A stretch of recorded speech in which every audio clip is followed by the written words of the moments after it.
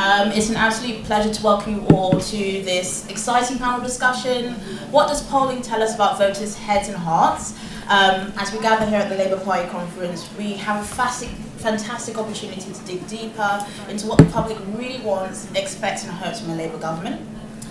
As part of 89UP, I'm really proud to be chairing this, given our team's incredible work and understanding of the ever-evolving dynamics between voters and the Labour Party. And after the remarkable results from the recent election, it became clear we need to go beyond the service level to get to grips with what the voters are thinking and feeling about Labour's policies. Our session today will dive into the insights taken from traditional polling, as well as exciting developments in data science, which will allow us to go beyond just numbers on the page. So, at 89UP, we've taken extensive research to test how voters react to Labour's broader policy agenda and how their views might evolve as different political scenarios play out. So, our panel today is packed with amazing expertise that will guide us through these questions.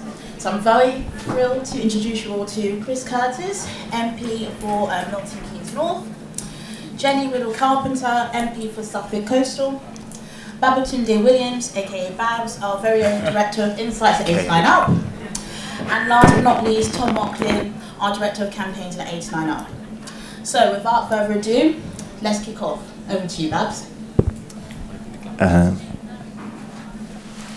Hi, I'm Babs. If you're feeling brave and you have a question later and you wish to address me as Babatunde, please feel very brave and I will not take any offence if it goes wrong. So approximately 100 days after the election, we, as an organisation at 89UP, decided to ask ourselves, how are the public responding to the victory in terms of Labour's victory? And then we as we thought about it a bit more, we were sort of like, well, that question gets asked all the time. A, and then B, they then get asked to rank the priorities. You know, what are your priorities for the next few years for the Labour government? And of course, the wish list is always very long. Everyone wants everything, and everyone wants to spend as much money on everything as possible, whilst paying as little tax as possible. And so we decided to go a different route. We ran a series of experiments in which we split people into what we call experimental or test groups, and then ran a control group in which we essentially, as we'll come into more detail later on, told them Labour Party are going to fail on a series of things, and there's a report that's about to be released that says this by government. And then essentially what we wanted to find out is, how are you going to respond to that? How are they going to answer basic questions such as, like, do you like Keir Starmer, or to what extent do you like Keir Starmer? And the reason why we did that is because we wanted to understand two things. One, Labour's bandwidth for change, i.e., and how that shifts when policy failures occur, because policy failures will occur in the next few months, in the next few years. Challenges that the Conservatives have left the Labour Party, some of them will be met because we're fantastic and we're brilliant, and some of them won't be. And so what does the public do then? And that's where we get to the real feeling element. And then the other thing is the expectation. So one, the bandwidth that the public give you once you've decided to, well, bugger up one or two things, but also the expectation management. How do expectations change? For instance, if you fail on immigration, does that mean that they expect more from immigration, conversely, down the line, or they expect more on other policy areas? Or in fact, do they expect less on other policy areas? And these are the sorts of interesting things that we sought to find. And my boss has a better way of putting it. Essentially, I come across as very technocratic, and then he says, well, this is what Babs actually means. And I'm like, oh, that sounds really smart. This is Tom, by the way, my boss. Hence why he's also on the panel with me. So it's true.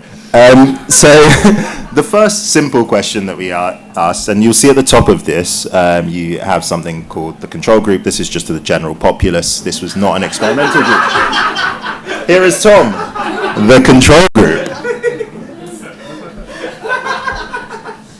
We essentially asked the public the levels of change that they wanted on a sliding scale. I believe up to 9, that they wanted in each of the following areas. And as you can broadly see, that change won out. Most of the public want big changes in each of these policy areas. They don't like the status quo, and that tells us something about the state of the country post the last Conservative government. So essentially, Labour has a mandate for change. This is amazing, right? Cool. Let's get to the next slide. Win. Yeah, not that many Labour Party members in the audience, I see. Just all lobbyists. And as I said, look, this is the first 100 days. We haven't yet reached the point of the last week in terms of the media cycle when this went out. I'd expect a 2-3 percentage point drop in this, but I'd still expect it to be high. Mainly because of something that I call the glory hunter effect. Something that, because I'm a brilliant Arsenal fan who supports my team through thick and thin, I don't have a glory hunter effect. But there's a reason why Manchester United and Liverpool are the most popular teams in Britain, even though they're, broadly speaking, mediocre, with little heritage whatsoever. It's because when we win, people want to align with our values, they want to be on side with us, and that's quite important. And so we just recently won, and most of the public want you to know that they align with you, they align with the Labour Party. And so it wasn't just because they were pissed off at the Conservatives, which has been the narrative that has been given. And actually, many of the people who were pissed off at the Conservatives in our research, they just tended to go for reform. They were disproportionately more likely to go for reform than they were to go for the Labour Party. So there is a real value alignment. We can be proud about that. We can pat ourselves on the back about that. And we should celebrate that, in my opinion. Again, this wasn't run in the last week and a half, but but Labour were generally trusted by the public after the first 100 days. Again, there's a real overstatement for how polls shift after events. I'd expect this to drop by 2-3 percentage points. It's not going to be a huge drop at this point in time because of the glory hunter effect. However, people are incredibly impatient, as this graph would show, and as some of the data that essentially I was told that there's too much data and we have to cut down the slides. If I had an extra slide, Tom, it would also show that people were quite pessimistic as well, that they weren't necessarily hopeful for the change that they could necessarily bring about. Now, the reason you haven't been given all of this is because we haven't necessarily gone to press with some of this, so Tom is trying to keep it secret. So if you take pictures, don't post them too far and wide. Oh, okay, and post them far and wide then. Let's see how easy you find a journalist to take this story afterwards. So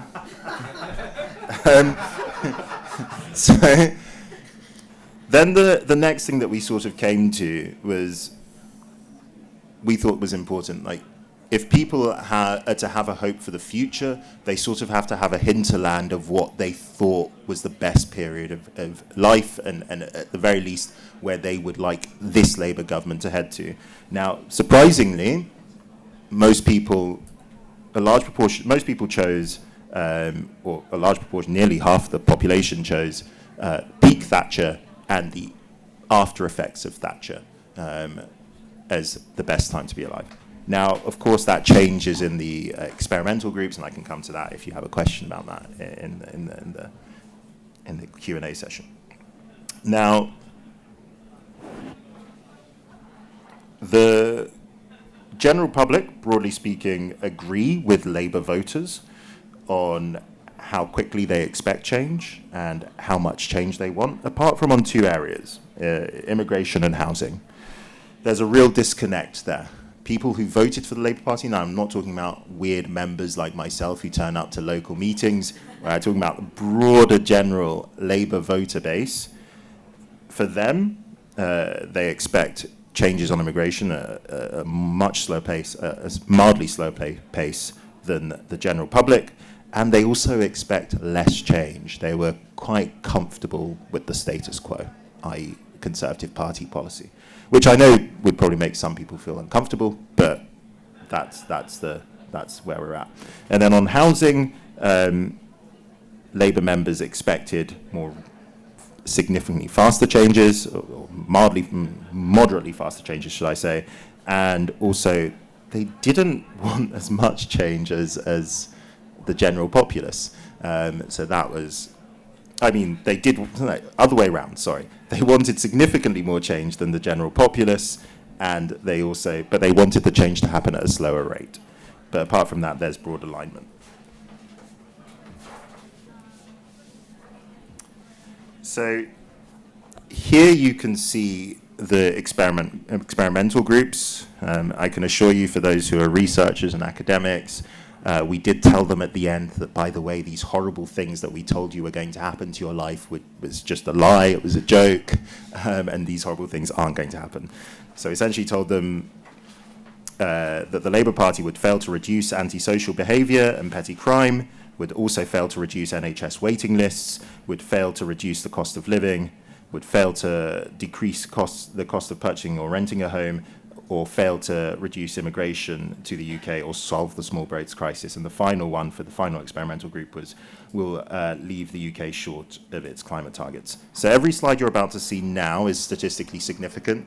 For the statisticians in the room, forgive me as I explain this in a simple way to those in the audience, which is essentially just, if we ran this test 95 times out of 100, we'd get similar results. And so this is not a case of luck. The following slides. So policy failure affects people physically. It made them more likely to report self-report illness. Essentially, just saying all of those policy failures in the experimental groups made people feel more ill. And this is something we've noted in behavioral economics for ages. But what was fascinating is that when asked about their family members, they also reported that their family members felt more ill just as a result of these policy failures versus the control group. So you can see the control group there on the far left. So that was essentially policy failure affects people physically. Now let's see how it affects people emotionally. Well, it makes them feel less well off. It makes them feel poorer. So as you can see in the control group, people who stipulate that they have less than a month of savings, only 38% of the population, who are exactly the same in demography as the rest of the groups of the 6,000 people we've tested here. And as you can see, apart from housing, there's a statistically significant difference in each of these in terms of making people feel less well off. And another slide that Tom didn't allow me to show, they also felt less safe. So policy failure made people feel less safe, as in physically safe in their communities.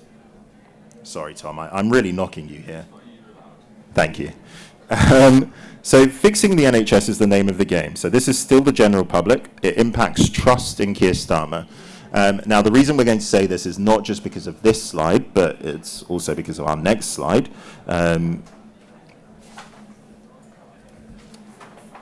As much as we don't like to admit it, Labour voters is who a political party cares about, their voter base.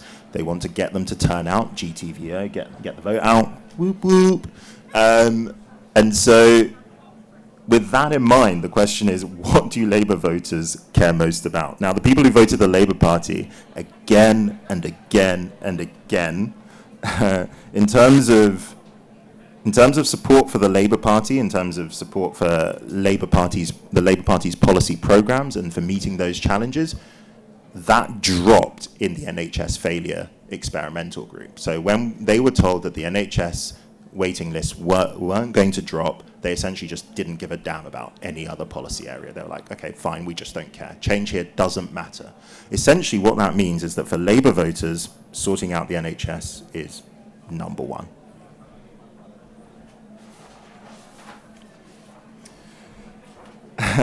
Now, I've sat with several people in the last 24 hours in which are like, oh, the Tories aren't going to be back for 10 more years.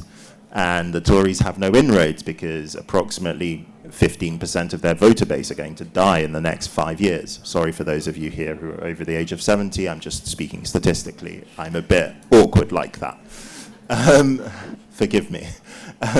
But the reality of it is that amongst young people, there was a 40% increase, and by 40% I don't mean like it went from 10 to it was like markedly. It was like 30% of young people all of a sudden remembered the Tories fondly in the climate change failure scenario, i.e.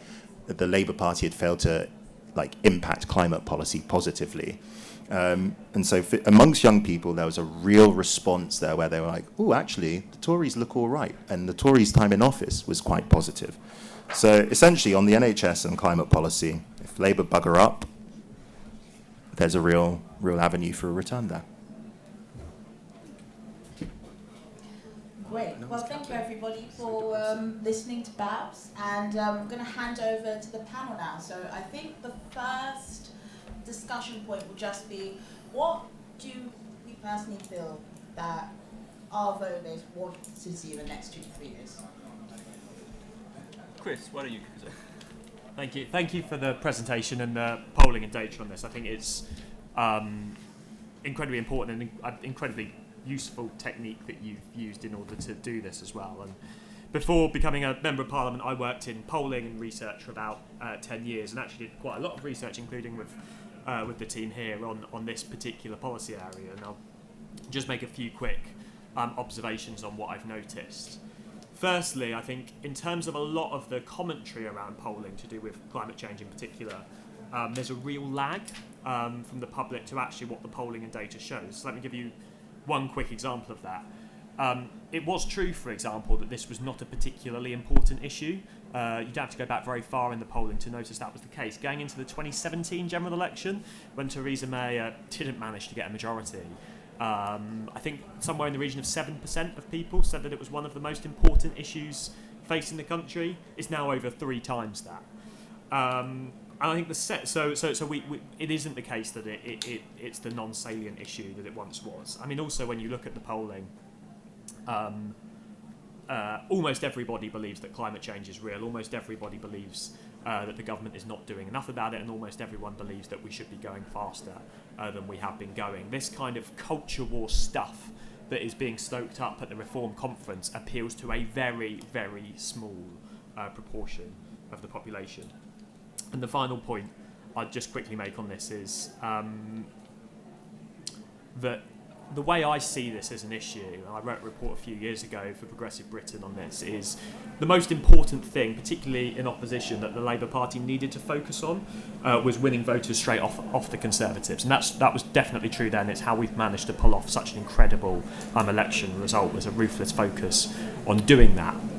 But actually, while you do that, you need to think about what the glue is that holds your voter coalition together. And actually, that's broadly speaking what a big, bold offer on climate change is. Yes, you need to focus on those issues that those swing voters particularly care about. But while you're doing that, a big, bold, realistic offer on climate change is the most crucial way of making sure we hold on to all of those voters. And I think the polling here again showed that actually Labour voters, this is a big issue to them right across the board, and one of those key drivers of votes alongside healthcare. I'll just make one other quick observation before handing over, which is there's often this debate that's set up as like a heads versus heart argument on climate change. And I think too often many people who passionately care about this issue and think it's really important that we tackle it will focus on the heart arguments. And actually we don't need to do that anymore. The economic damage that's been done to people, the amount that people have been out of pockets in recent years because we have not been generating clean energy here in the UK has been substantial. So making sure that we actually use that head argument, talking about the fact that we need to end our reliance on foreign oil and gas and be making more clean energy here in the UK. That is good for your pocket as well as being good for the planet. We need to be making sure that we're making that head argument alongside making the heart argument. I think too many people have not been good at doing that in recent years. Thanks. Jenny. Brilliant, thank you. So I'm Jenny Riddell-Carpenter, representing Suffolk Coastal, one of the proud seats that's... Sorry. I'm Jenny Riddell-Carpenter, Suffolk Coastal, one of those brilliant seats that turned Labour for the first time in history, and actually has given some incredible insights in doing so, which I'll touch on in a minute, because I think the environment in particular is pertinent in Suffolk Coastal. Your original question of what the key priorities, I think they largely remain the same as they are today. And of what we'll be judged on over the next 5 years, it was the same going into the election. That's the economy, the NHS and cost of living. And those 3 things that you touched on for why you didn't poll what's important to you now, I doubt that's really changed in the last 12 months. So I understand why you took this incredibly interesting, different perspective on it.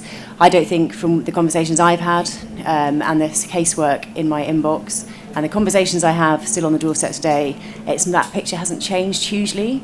And Labour government and the policies that we set out and the path that we're on, it's the path that we'll be judged on. Hence why the plans that we set out are the right thing to be doing to tackling those core issues. I think the environment point and your last point before you wrapped up is really interesting, where that could be, I think you're saying that could be a weakness that we could lose out on in 5 years' time. But I think what it misses in part is there are so many other complex things that are aligned to that. So we're about to see the Conservative leadership play out, the policies and the position they take, and how far to the right they go, and the consequences that has for the party. Mean it's not quite apples and apples. We can't really compare those two parties together, and we certainly can't look forward as far as 5 years to consider what it will be like. The final point I want to make from a Suffolk coastal perspective is when I previously worked as a managing director for an advocacy organisation, so government relations and campaigns, and we would do a lot of polling and look at the evidence of where votes were and where issues were and where hearts and minds were. And if you looked at the national picture, the environment was always a key issue for the under 30s. And the younger people were, the more of an issue it was, and the more likely it was to lend their votes to a party that was seen to be taking it seriously. I would say that by region that is different. So in Suffolk Coastal, a third of my voters are over the age of 65, but they're incredibly passionate advocates for the environment. Farmers if you come to visit me in Suffolk Coastal, will very proudly show you everything they're doing to enhance sustainability within the farming process. Young people are incredibly passionate, but all generations in rural areas are brilliantly advocates for the environment as well. So it's an issue that cuts far more broadly than I think some of the data suggests. And certainly before the election, the data that I was looking at, it doesn't quite reflect true in different parts of the country. So I think those are the key points for me to make.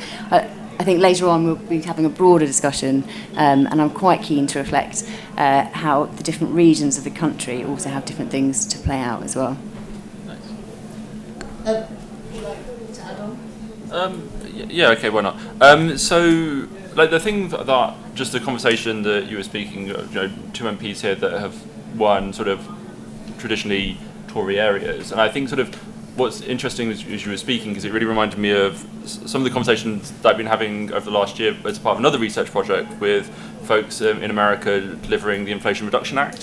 What was really interesting speaking to them is that they kept saying that actually the public, after an election, stops being voters and they start being consumers of government services. And I think actually this polling really shows that actually, and I think this is something where the Tories got really wrong, is that they sort of saw every argument as a political argument, not as a delivery argument. And I remember having a conversation with a Tory SPAD who was saying, they really felt like they were winning the argument on junior doctors, and I was like, but 10% of the country is on a waiting list. Like, it's not a political argument. It's an operational thing. And I think that what's really interesting here is, as a campaigner, is that policy impacts people's understanding of their own money, of their own safety, and actually seeing it as a holistic approach, which is why I think sort of the mission-led government that Keir has put forward in the election sort of really chimed with people, is that people do understand that if there's a long NHS waiting list, that impacts them and their family. If the streets are unsafe, it's going to make you feel poorer and sicker. And I think sort of for government, I suppose that means sort of trying to break some of that treasury orthodoxy that can sometimes hold that back. And I think for campaigners like us, I think it's sort of, we just need to bring to life some of those experience of policy wins and what does that mean viscerally for people's life and the public. Excellent. And we're just going to the next question. So, I mean, looking at the data and looking, within your own constituents, what do you think the public sentiment is on the Labour Party right now?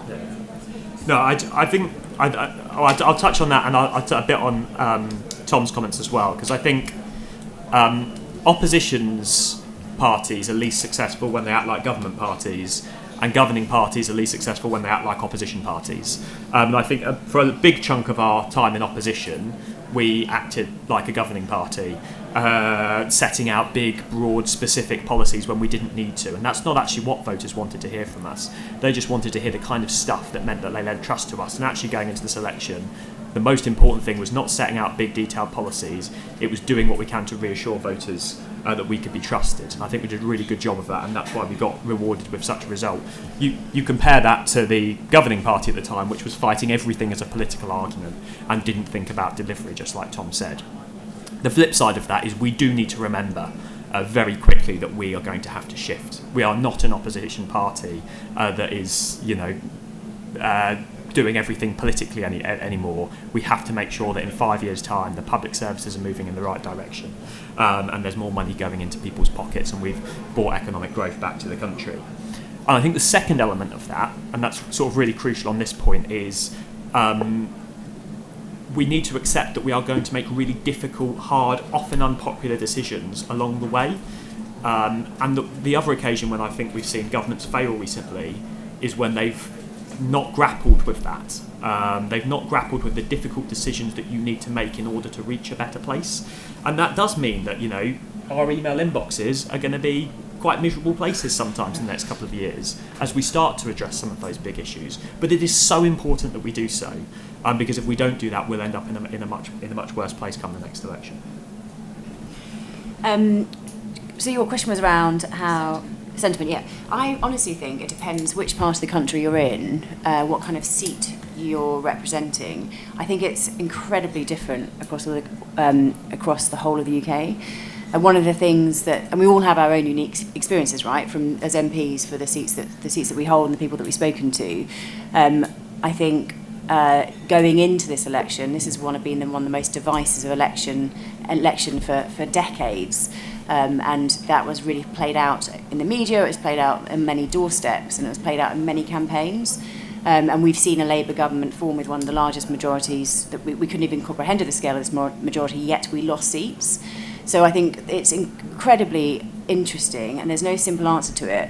I actually think, and I don't know if you feel the same, Chris, that so never been Labour before, there's a huge amount of optimism in my seat.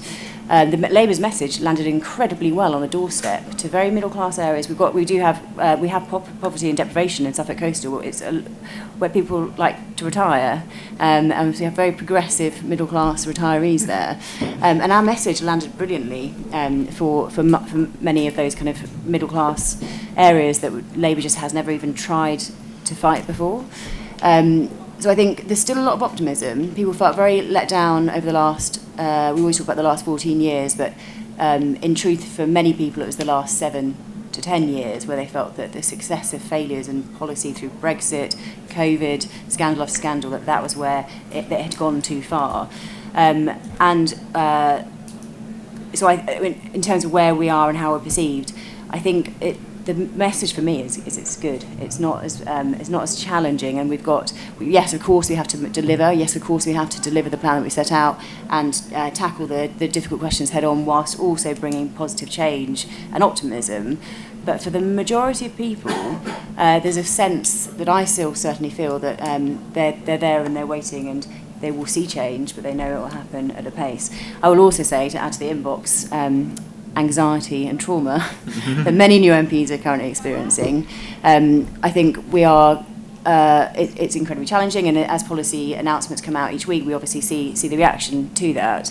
The vast majority of people that we meet in the surgeries that we talk to out and about don't reflect our inbox, and that to me, our inbox reflects a lot of social media. So kind of having those real conversations, doing our own surveys that we can do as constituency MPs as well is incredibly important. Having the right conversations and being in the right circles is where our kind of mantra's at. Yeah. Okay, cool. So we'll just go on to our last question, and then we'll move on to Q&A. But from your perspective, we've seen the data. We know NHS is overarching the most important policy that needs to happen for voters to feel confident in Labour Party. But from your perspective, what policies do you feel need to happen basically to secure voter confidence? So, well, just moving backwards, in terms of delivery, we know that we need to dramatically get the NHS waiting list down as quickly as possible. And we need to be showing a significant amount of progress on that come the next election. And there's really big decisions that we're going to be making, and the fantastic work that Wes is doing, shutting down those strikes as quickly as he has, actually, starting to make progress on the difficult NHS reforms that are also going to be necessary. All of that's really important for that. But I think the important things with these is we've got to jump back a step. The NHS is not going to exist in 10 years if the next decade is like the last decade. It's just not going to. And the reason I am confident making that prediction is because for the best part of 2 decades, we've had almost no economic growth in the country. And that means that there is a lot less money kicking around to be spending on our public services. If we were in the situation now where the economy had grown as quickly over the last 14 years as it had the preceding 13 years, my God, we would not have anything like the NHS waiting list that we've got at the moment, and we wouldn't be struggling to find the money to build the hospitals that we know that this country needs. So getting economic growth back has to be the most important, and actually it's then part of the path to getting our public services working again. And I think the most important thing, or one of the most important things that we can do in order to bring back that economic growth, so just working backwards here, is making sure that we follow through on those planning reforms. And it comes back to some of the things that we have been talking about here, the difficult decisions that are making, the ones that fill up our inbox with very upset people. But as MPs, it's really important that we understand that this country needs to start building things again, building homes, building data centres, building solar farms, building wind turbines, because it's only by doing all of those things that we can start to bring back economic growth in this country, and then we can start to make sure that we've got the funding for our public services. And that's going to make many of our constituencies squeamish, but the consequences of not doing that for another 10 years are going to be so severe that I'm not sure we're going to be able to deliver on any of those things that, as we've seen from this polling, are so important. Sorry, before I move on to you, Jenny, just quickly, Chris, because from my perspective, just from a comms perspective, I completely agree with everything you're saying, but as you're saying it, and it's similar to how Keir relates his news as well, announcements, very pessimistic, which kind of rings true to some of the data we found. Do you think there is a better way to relay that information to the public, where there is some sort of, light at the end of the tunnel, as opposed to what's been relayed? Because I do think that adds to the public feeling of, uncertainty and unhappiness. Yeah, I'm in absolutely no doubt at all that Britain's brightest days are ahead of us. But I'm also in no doubt at all that there are difficult decisions that are going to be made in order for us to get there. You call it pessimism, but that's just realism. If we don't make difficult decisions, we are not going to get back to that path of hope and change that we know that this country needs. So I don't think, we've seen the consequences of government that refuses to engage with trade-offs, right? We've seen it over the last 5 years. We've seen the consequences of that. It's a £22 billion black hole in the economy. We shouldn't apologise for now grappling and being not pessimistic but realistic with the public about the difficult decisions that are going to be needed in order to reach that hope that will then be on the horizon. But do you think, so for example in our data it said if these policies didn't, impact in a positive way in 2 to 3 years, that voters will look elsewhere? Yeah. Do you believe that's going to be able to... We need to reach that point. We need to reach that point where we're bringing down NHS waiting lists, where we're switching on GB energy so that we can start to be making more clean energy here in the UK, so that we're bringing buses and railways back into public ownership, so that we're getting our local councils back onto a stable financial footing. We need to do all of those things. But we also need to grapple with the difficulties now in order to make sure that come the next election, I can turn around to the people of Milton Keynes North and show that progress that we've made to get all of these things back on track. Nice. Over to you. So I think, for me, it's relatively simple in terms of what we need to deliver. I think it's 2 things. People need to feel better, and they need to feel better off.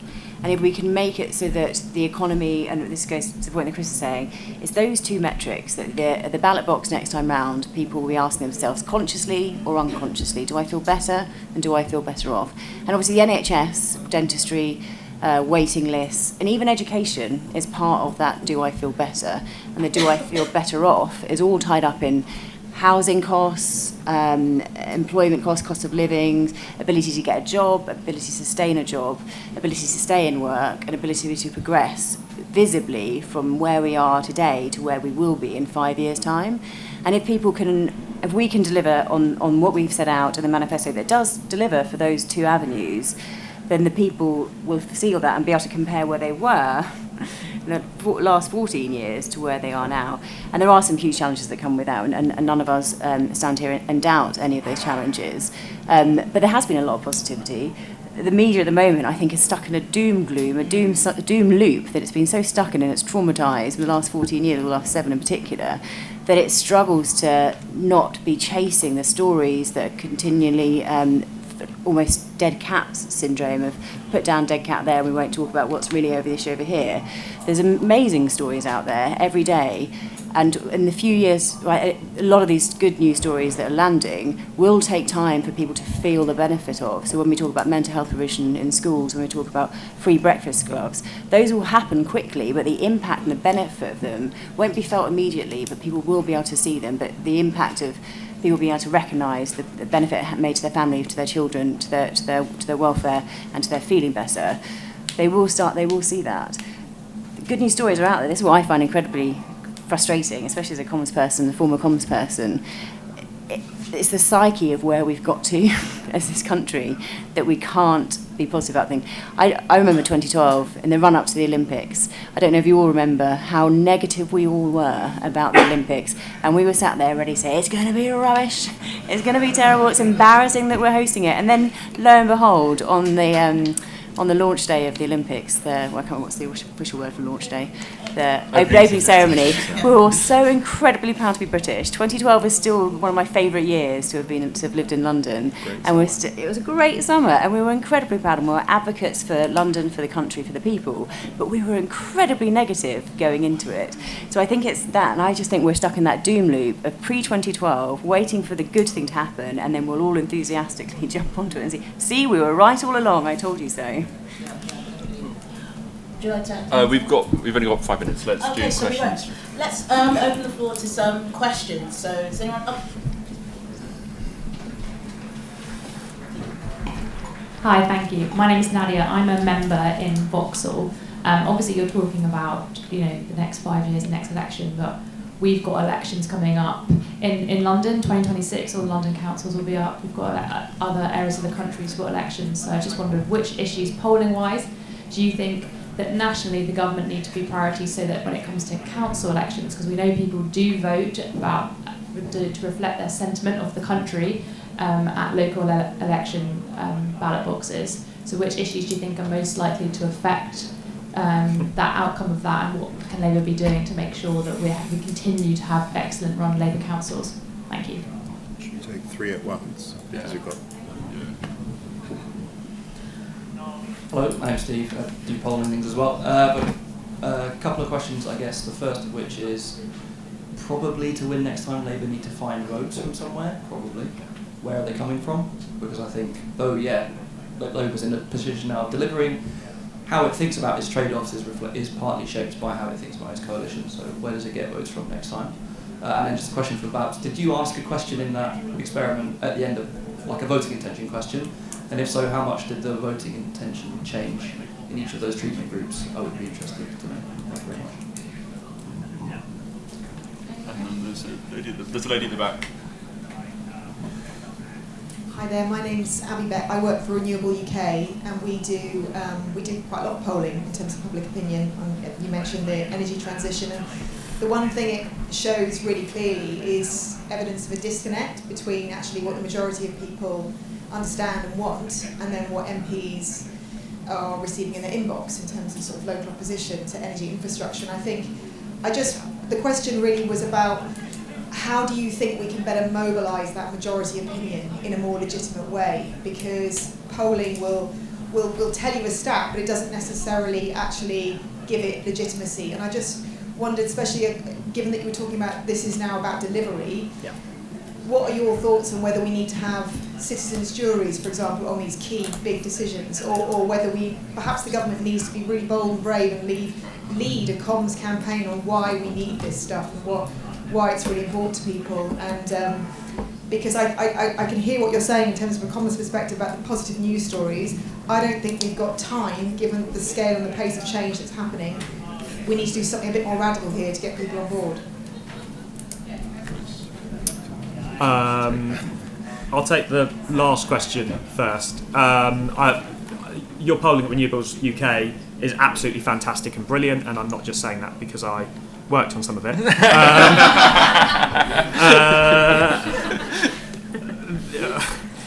No, I completely agree with everything you've said. I mean, look, my perspective is not that we should try and motivate lots and lots of people to start writing to their MPs. I think we just need to continue to use polling to make it perfectly clear to MPs that those people that are writing to you are not reflective of public opinion.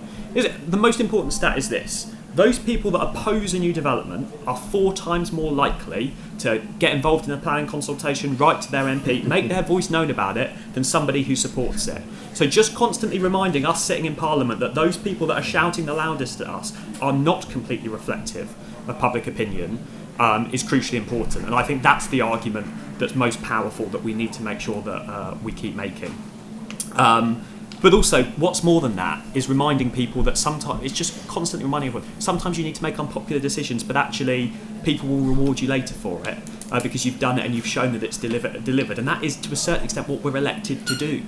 And I don't think we should make any apologies to anybody for doing it. I think that's particularly true on planning reform. I was not elected to be the most obnoxious member of my local planning committee. I was elected to make sure that this country gets back on track, and that's the way I'm going to approach my decisions, even if on occasion it upsets some of my constituents. Do you want to give the other two a go in a minute? Yeah, I'll talk about the local national. I think all our core missions and the delivery plan. Their delivery plans for it are central to that, and I appreciate that some of them need to be met within that 2 year. We also demonstrate the route that we're on for it. I also, and this goes back to every answer from me always seems to be this: I think it depends. I think it depends where you are, where your seat is. We've got district council elections in 26 as well, and one of the key priorities, one of the top 3 priorities where I am in Suffolk is special educational needs, and we need to make sure that we're driving forward on our education promises, that we're making sure that on that feel better and feel better off, that the feel better, we can demonstrate where we are with that. In London, house prices, housing is going to be called for that, and the housing plans that we've set out, the 1.5 million homes we have to be delivering in the right places where demand is at its greatest. So I used to work in social housing actually in London, and across all of London, whichever 32 boroughs you're in, housing is at the top of that list. So making sure that you guys, when you're writing your manifestos, are looking at the data and looking at the issues, but that we're aligning on those policies as well. And there is a variance regionally, but across the umbrella of it, there's a lot that unites us. Just to answer the second question, I think both of those two questions intertwine into one, interestingly enough. So the party that the Labour Party traded votes with the most was the Lib Dems in the experiments. So in terms of voting intention, people were like, well, you're going to bugger up, we're moving to the Lib Dems. There was actually very little trade with the Conservatives. There was very little trade with Reform. Other parties as well, very little trade. I think what I thought was really fascinating, again, it wasn't necessarily in the slides, that's not a dig, it's just a nerdy fascination, is that actually on immigration, in the immigration experimental group, Labour weren't punished for failing on immigration. It was the Conservative Party that were punished for failing on immigration, with Reform boosted very heavily. I'm sure there'll be a lot of people here who aren't surprised by that, but that was quite fascinating. So.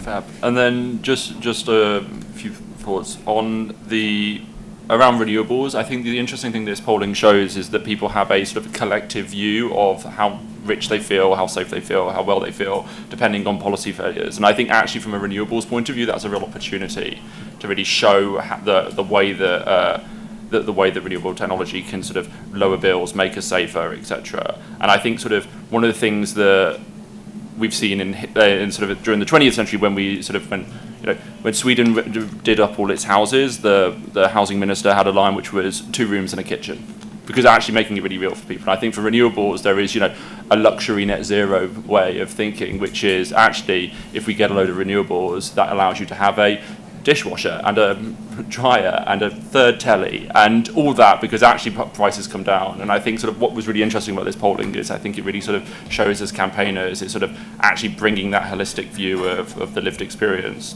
together in a way that works. No. Any more questions? We've got 3 minutes left. Two. Sorry, we've got 2 minutes left. Okay, my clock is slow. Fab. Okay, great. All right. Well, thank you so much for attending. please speak to any of us for any questions. Thank you very much. Thank you so much. Dawn's in front of you.